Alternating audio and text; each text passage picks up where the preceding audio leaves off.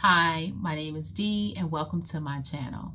Today I'm going to talk about early retirement and healthcare. I retired at 50 years old 4 years ago. My employer offered a healthcare plan called Cobra, which was an 18-month plan. My premium was 5 to 6 times more than my previous premium. 12 months into retirement, I had an emergency incident that required long-term care.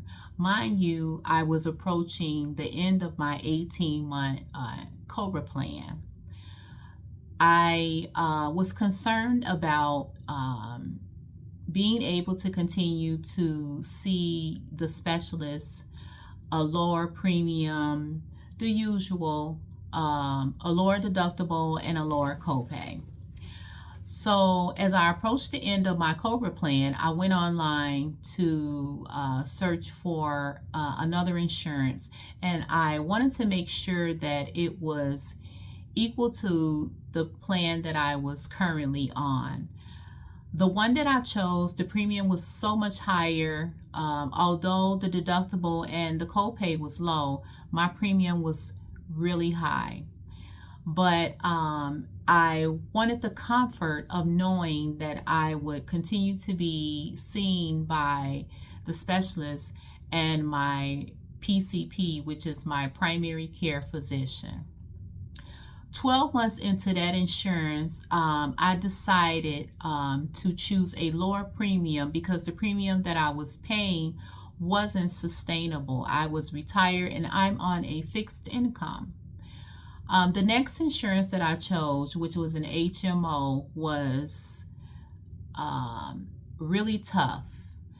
I made sure when I chose it that I would continue to see the specialist and the PCP, but found out that my specialist wasn't covered, and when I was no longer able to see my long-term PCP. I was referred to another primary care physician, and she was quite a distance away. There was no one that was within 30-45 minutes of my home. I had to travel to see that PCP. Things were pretty different too.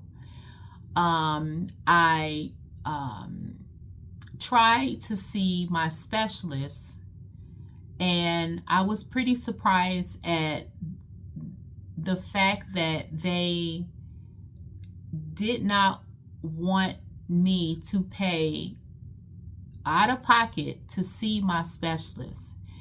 It was as if because I didn't, my specialist wasn't covered by my insurance. They didn't want me to pay out of pocket, and I was ready and willing to pay out of pocket to see my specialist because I had a serious health incident, and I didn't want to start all over somewhere else. So I was pretty surprised about that. It was a really tough year with that HMO, and I'm not saying that all HMOs are bad. My experience with the one that I chose was not a good fit for me. Once that expired, I chose a new healthcare plan, which I'm pretty comfortable with now.